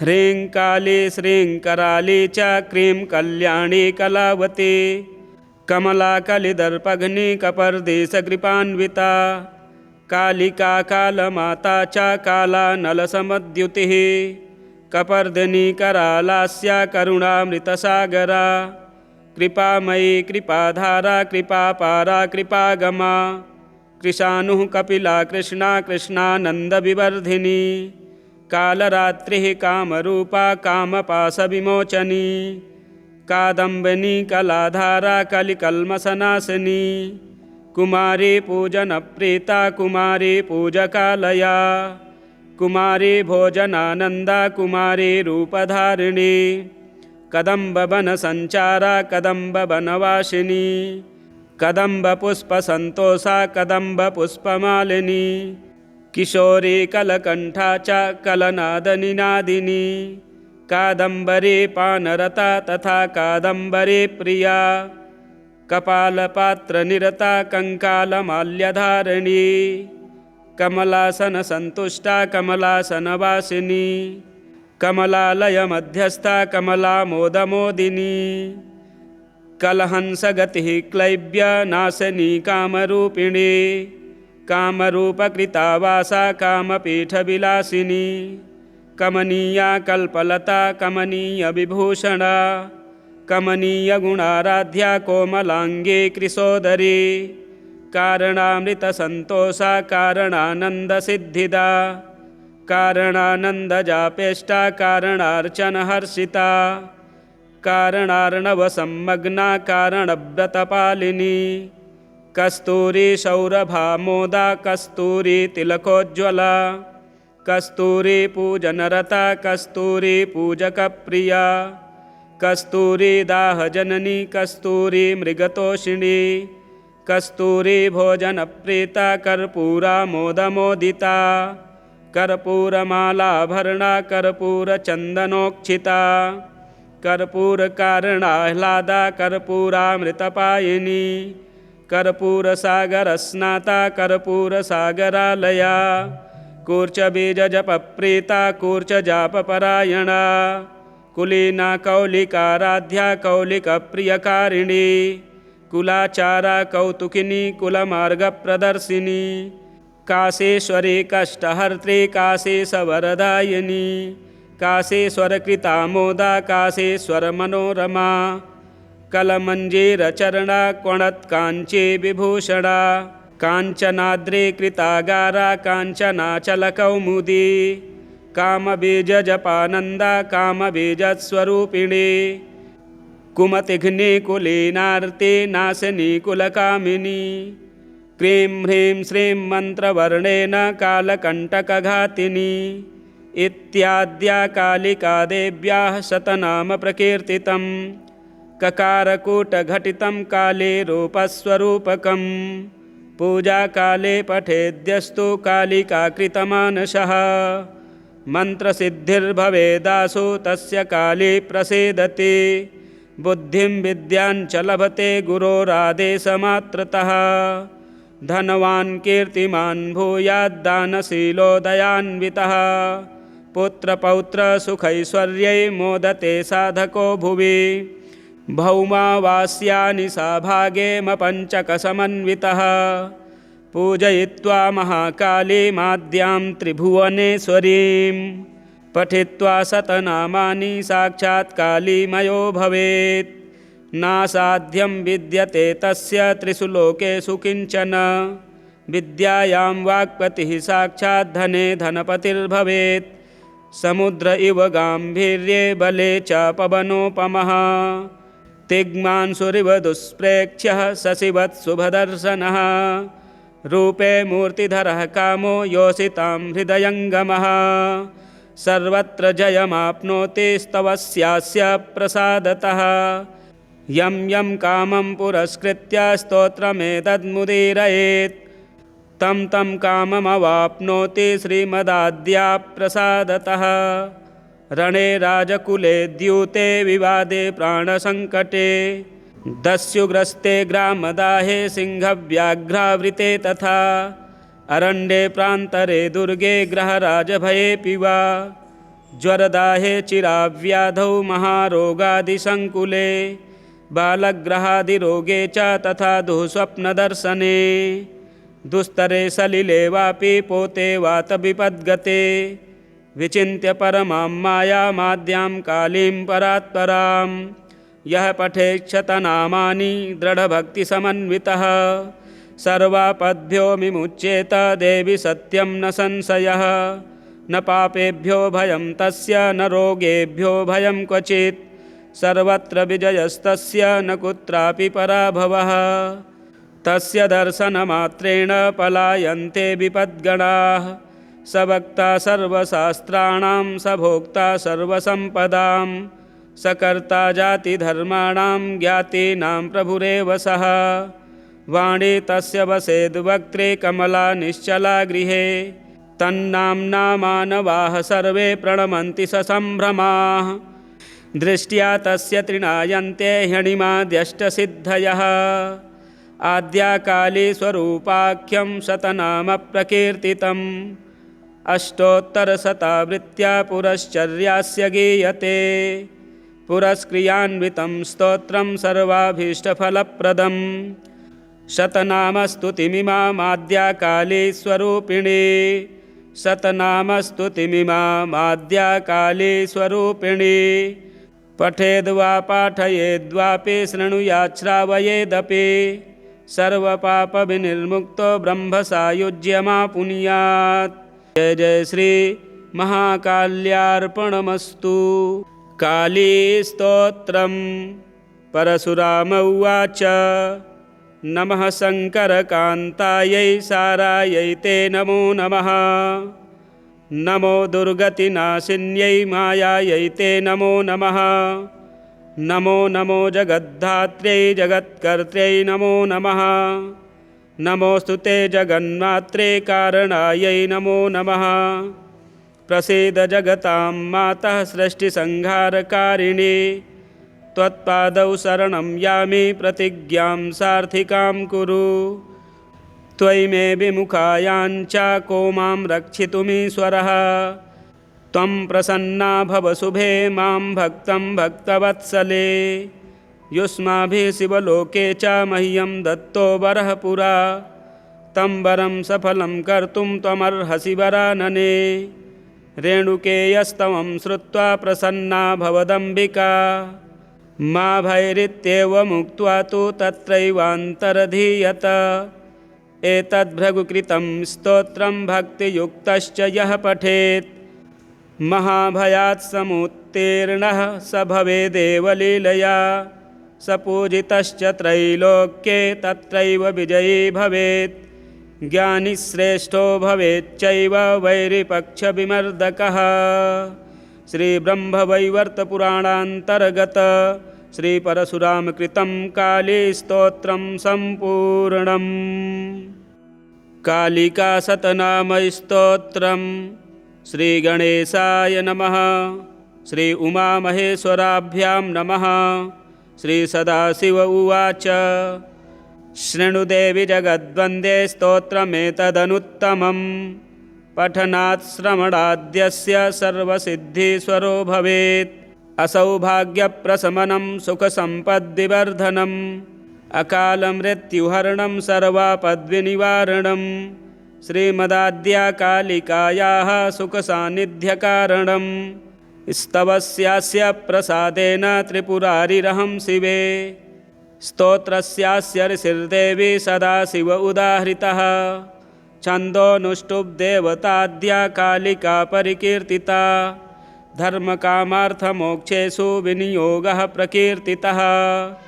ॐ अस्य श्री आद्याकालिका शतनामस्तोत्रमन्त्रस्य श्री सदाशिवऋषिः अनुष्टुप्छन्दः श्री आद्याकालिका देवता धर्मकामार्थमोक्षसिद्ध्यर्थे जपे विनियोगः।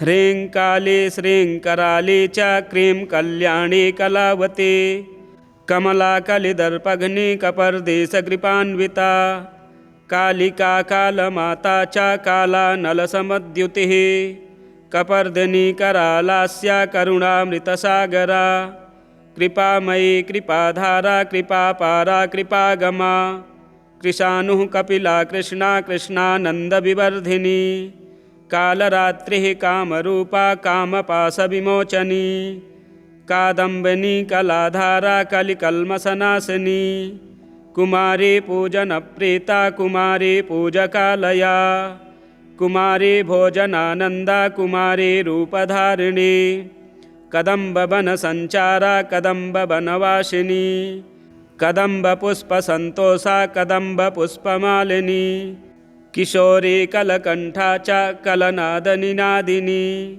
कादम्बरी पानरता तथा कादम्बरी प्रिया कपालपात्रनिरता कंकालमाल्यधारिणी कमलासनसन्तुष्टा कमलासनवासिनी कमलालयमध्यस्था कमलामोदमोदिनी कलहंसगतिः क्लैब्य नाशनी कामरूपिणी कामरूपकृता वासा कामपीठविलासिनी कमनीया कल्पलता कमनीयविभूषणा कमनीयगुणाराध्या कोमलांगी कृशोदरी कारणामृतसन्तोषा कारणानन्दसिद्धिदा कारणानन्दजापेष्टा कारणार्चनहर्षिता कारणार्णवसंमग्ना कारणव्रतपालिनी कस्तूरी सौरभामोदा कस्तूरी तिलकोज्ज्वला कस्तूरी पूजनरता कस्तूरी पूजकप्रिया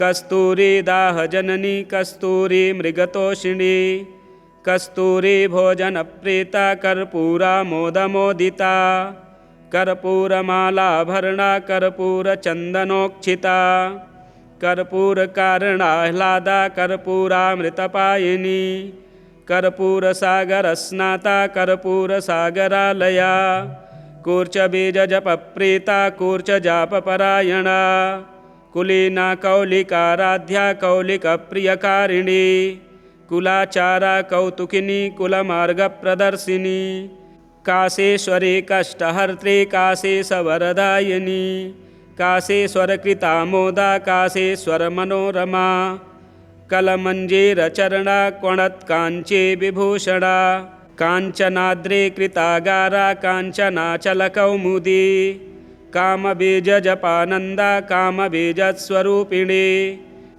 कुमतिघ्नि कुलीनार्ति नाशिनी कुलकामिनी क्रीं ह्रीं श्रीं मन्त्रवर्णेन कालकण्टकघातिनी इत्याद्या कालिका देव्याः शतनाम प्रकीर्तितं ककारकूटघटितं काले रूपस्वरूपकं पूजाकाले पठेद्यस्तु कालिकाकृतमानसः मन्त्रसिद्धिर्भवेदासु तस्य काली प्रसीदति बुद्धिं विद्यां च लभते गुरोरादेशमात्रतः धनवान् कीर्तिमान् भूयाद्दानशीलो दयान्वितः पुत्रपौत्रसुखैश्वर्यै मोदते साधको भुवि भौमावास्यानि साभागेमपञ्चकसमन्वितः पूजयित्वा महाकालीमाद्यां त्रिभुवनेश्वरीं पठित्वा शतनामानि साक्षात् कालीमयो भवेत्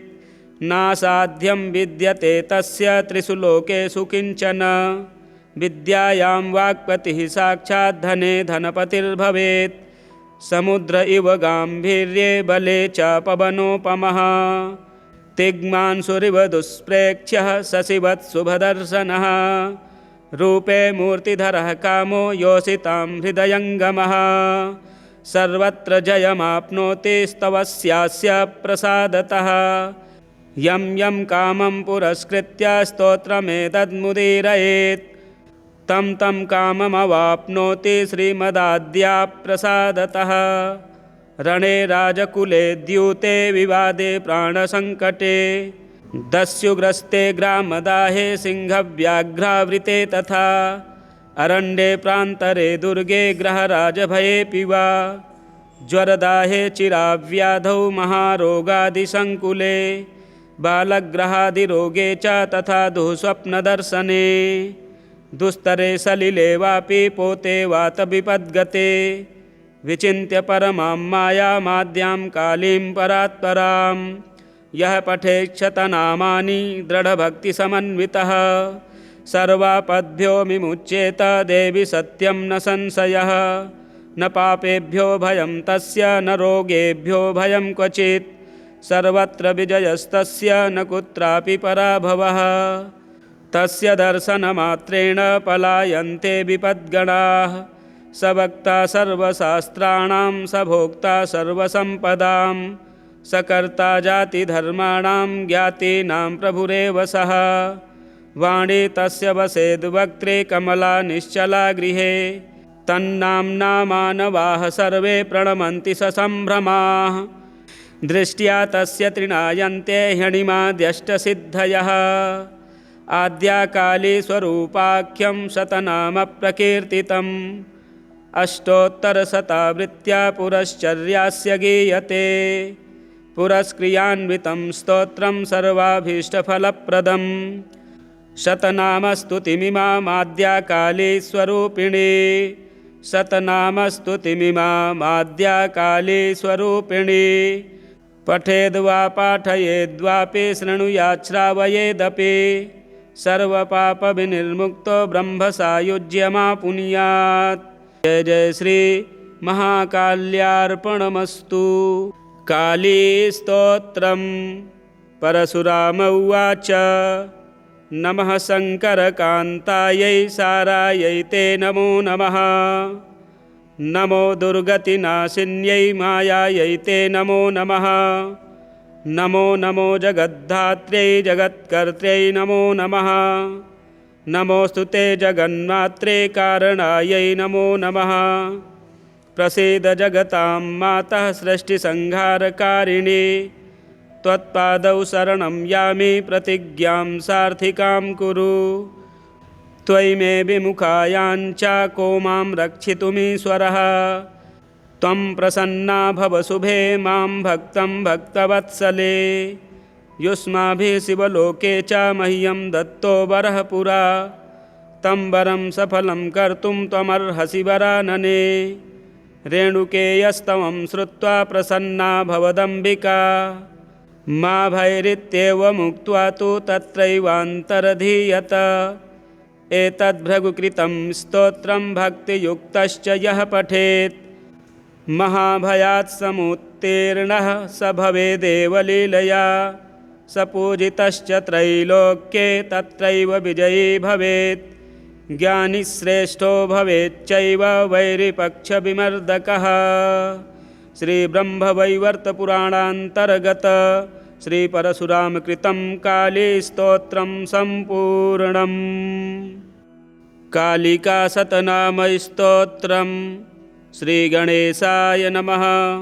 श्री उमामहेश्वराभ्यां नमः। श्रीसदाशिव उवाच शृणुदेवि जगद्वन्दे स्तोत्रमेतदनुत्तमं। पठनात् श्रवणाद्यस्य सर्वसिद्धिस्वरो भवेत्। असौभाग्यप्रशमनं सुखसम्पद्विवर्धनम् अकालमृत्युहरणं सर्वापद्विनिवारणं। श्रीमदाद्या कालिकायाः सुखसान्निध्यकारणं। स्तवस्यास्य प्रसादेन त्रिपुरारिरहं शिवे। स्तोत्रस्यास्य ऋषिर्देवी सदाशिव उदाहृतः। छन्दोऽनुष्टुप्देवताद्या कालिका परिकीर्तिता। धर्मकामार्थमोक्षेषु विनियोगः प्रकीर्तितः। ॐ अस्य श्री आद्याकालिका शतनामस्तोत्रमन्त्रस्य श्री सदाशिवऋषिः अनुष्टुप् छन्दः। श्री आद्याकालिका देवता धर्मकामार्थमोक्षसिद्ध्यर्थे जपे विनियोगः।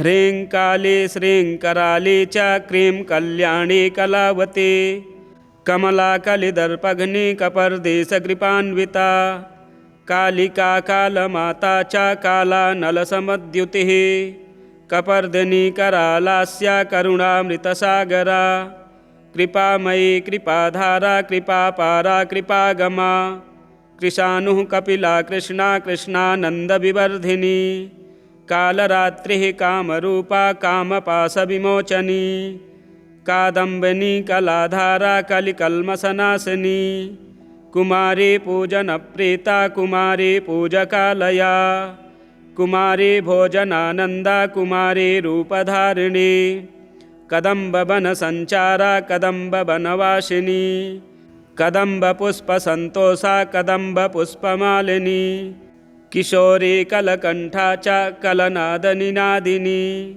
कादम्बरी पानरता तथा कादम्बरी प्रिया कपालपात्रनिरता कंकालमाल्यधारिणी कमलासनसन्तुष्टा कमलासनवासिनी कमलालयमध्यस्था कमलामोदमोदिनी कलहंसगतिः क्लैब्य नाशनी कामरूपिणी कामरूपकृता वासा कामपीठविलासिनी कमनीया कल्पलता कमनीयविभूषणा कमनीयगुणाराध्या कोमलांगी कृशोदरी कारणामृतसन्तोषा कारणानन्दसिद्धिदा कारणानन्दजापेष्टा कारणार्चनहर्षिता कारणार्णवसंमग्ना कारणव्रतपालिनी कस्तूरी सौरभामोदा कस्तूरी तिलकोज्ज्वला कस्तूरी पूजनरता कस्तूरी पूजकप्रिया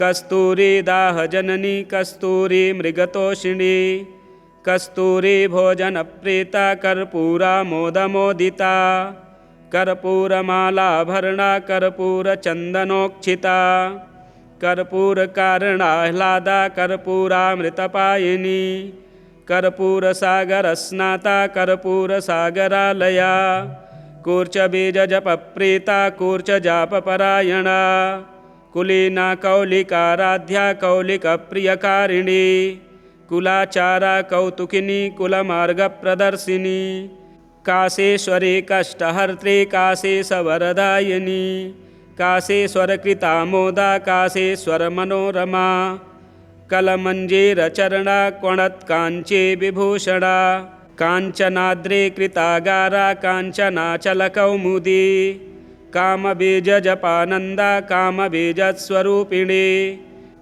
कुमतिघ्नि कुलीनार्ति नाशिनी कुलकामिनी क्रीं ह्रीं श्रीं मन्त्रवर्णेन कालकण्टकघातिनी इत्याद्या कालिका देव्याः शतनामप्रकीर्तितं ककारकूटघटितं काले रूपस्वरूपकं पूजाकाले पठेद्यस्तु कालिकाकृतमानसः मन्त्रसिद्धिर्भवेदासु तस्य काली प्रसीदति बुद्धिं विद्याञ्च लभते गुरोरादेशमात्रतः धनवान् कीर्तिमान् भूयाद्दानशीलो दयान्वितः पुत्रपौत्रसुखैश्वर्यै मोदते साधको भुवि भौमावास्यानि साभागेमपञ्चकसमन्वितः पूजयित्वा महाकालीमाद्यां त्रिभुवनेश्वरीं पठित्वा शतनामानि साक्षात् कालीमयो भवेत्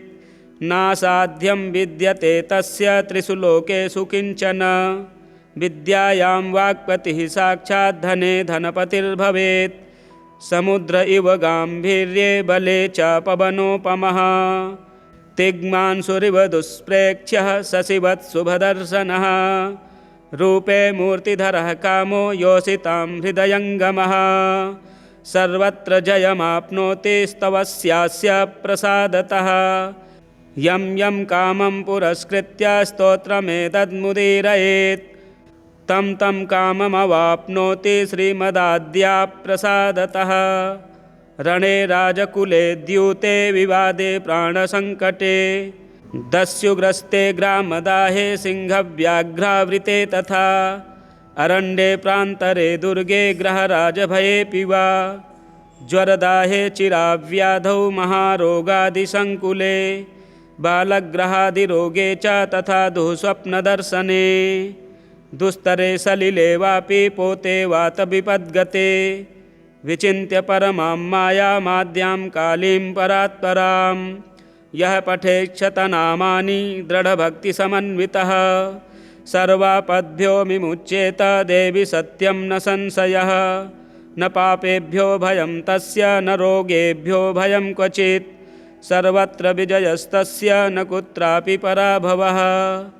तस्य दर्शनमात्रेण पलायन्ते विपद्गणाः स वक्ता सर्वशास्त्राणां स भोक्ता सर्वसम्पदां स कर्ता जातिधर्माणां ज्ञातीनां प्रभुरेव सः।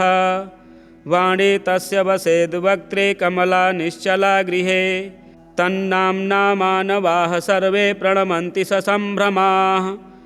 दृष्ट्या तस्य तृणायन्ते ह्यणिमाद्यष्टसिद्धयः आद्याकाली स्वरूपाख्यं शतनामप्रकीर्तितम् अष्टोत्तरशतावृत्त्या पुरश्चर्यास्य गीयते पुरस्क्रियान्वितं स्तोत्रं सर्वाभीष्टफलप्रदम् शतनामस्तुतिमिमामाद्याकाली स्वरूपिणी शतनामस्तुतिमिमामाद्याकाली स्वरूपिणी पठेद्वा पाठयेद्वापि शृणुयात् श्रावयेदपि सर्वपापविनिर्मुक्तो ब्रह्मसायुज्यमापुनुयात्।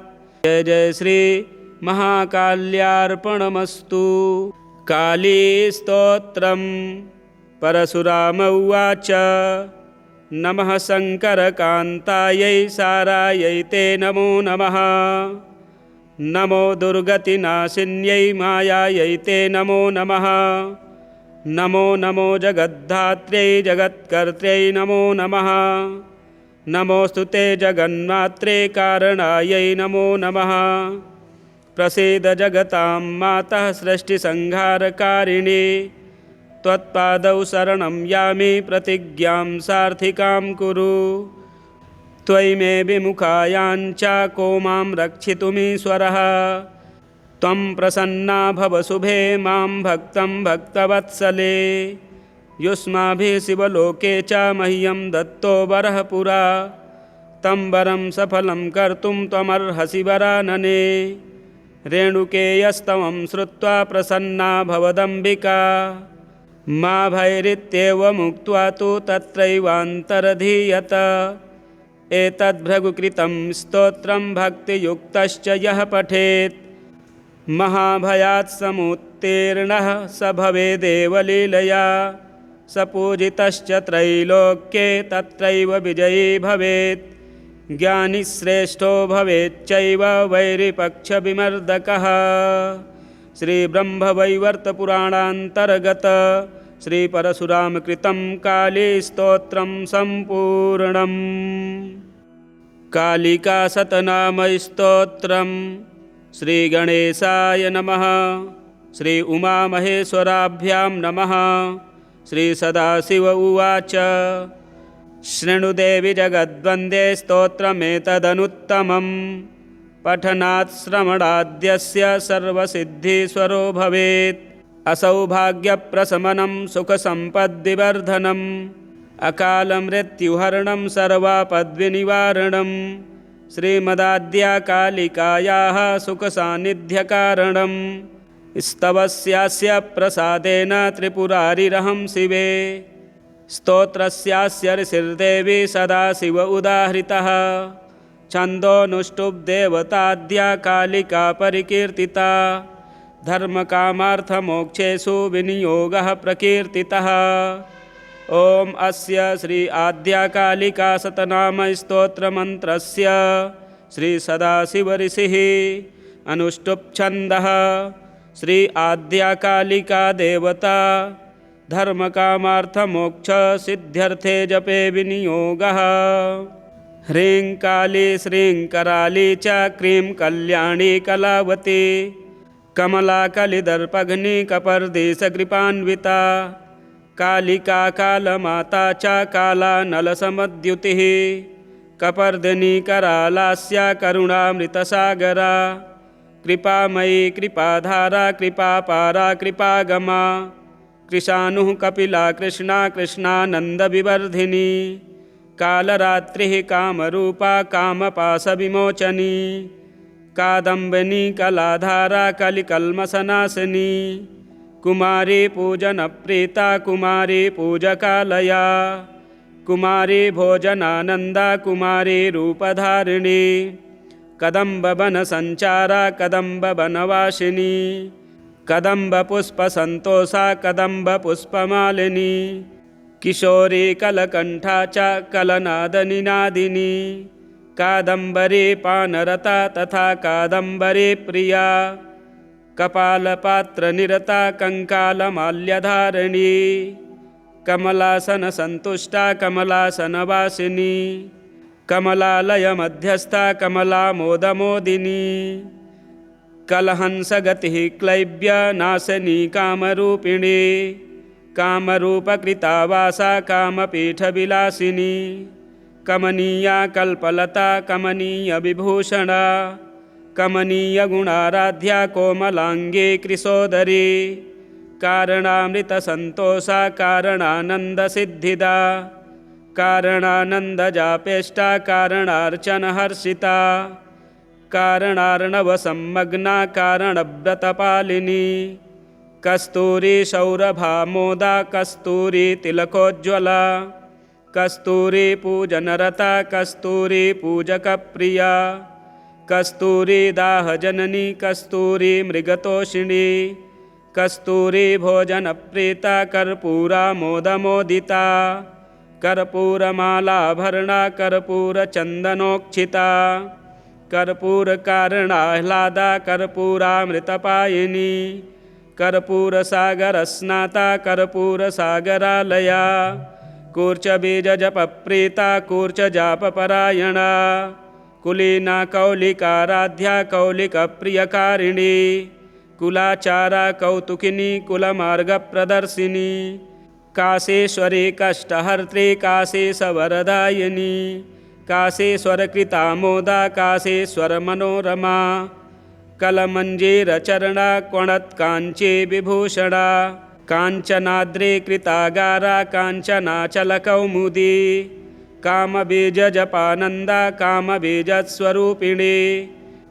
कुमतिघ्नि कुलीनार्ति नाशिनी कुलकामिनी क्रीं ह्रीं श्रीं मन्त्रवर्णेन कालकण्टकघातिनी इत्याद्या कालिका देव्याः शतनाम प्रकीर्तितं ककारकूटघटितं काले रूपस्वरूपकं पूजाकाले पठेद्यस्तु कालिकाकृतमानसः मन्त्रसिद्धिर्भवेदासु तस्य काली प्रसीदति बुद्धिं विद्याञ्च लभते गुरोरादेशमात्रतः धनवान् कीर्तिमान् भूयाद्दानशीलो दयान्वितः पुत्रपौत्रसुखैश्वर्यै मोदते साधको भुवि भौमावास्यानि साभागेमपञ्चकसमन्वितः पूजयित्वा महाकालीमाद्यां त्रिभुवनेश्वरीं पठित्वा शतनामानि साक्षात् कालीमयो भवेत्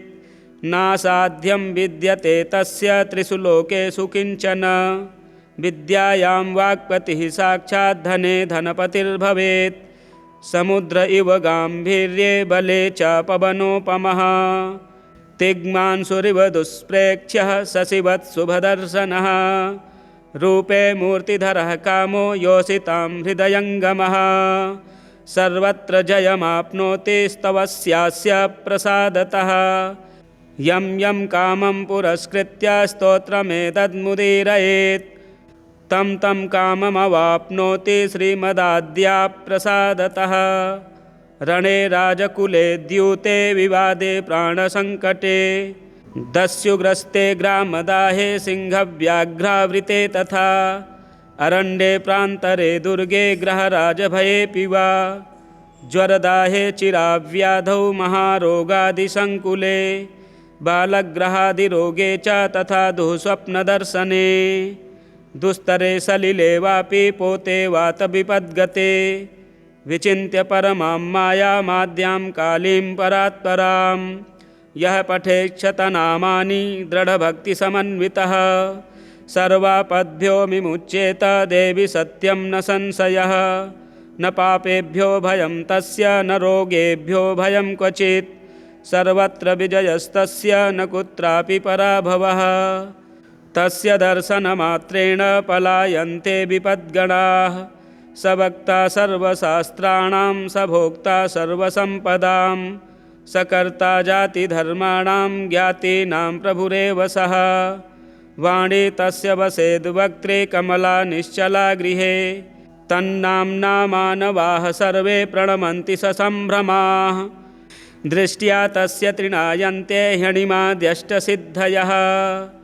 आद्याकाली स्वरूपाख्यं शतनामप्रकीर्तितम् अष्टोत्तरशतावृत्त्या पुरश्चर्यास्य गीयते पुरस्क्रियान्वितं स्तोत्रं सर्वाभीष्टफलप्रदम् शतनामस्तुतिमिमामाद्याकाली स्वरूपिणी शतनामस्तुतिमिमामाद्याकाली स्वरूपिणी पठेद्वा पाठयेद्वापि शृणुयात् श्रावयेदपि सर्वपापविनिर्मुक्तो ब्रह्मसायुज्यमापुनुयात्। जय जय श्री महाकाल्यार्पणमस्तु। बहुत ही प्रभावशाली स्तोत्र है। इस स्तोत्र के 11 पाठ नित्य श्रवण करने से संपूर्ण मनोरथ पूर्ण होते हैं। आप पाठ श्रवण करें और यदि चैनल में नए हैं तो चैनल को सब्सक्राइब करें, वीडियो शेयर करें, लाइक करें। मिलते हैं अगले वीडियो में। हर हर महादेव।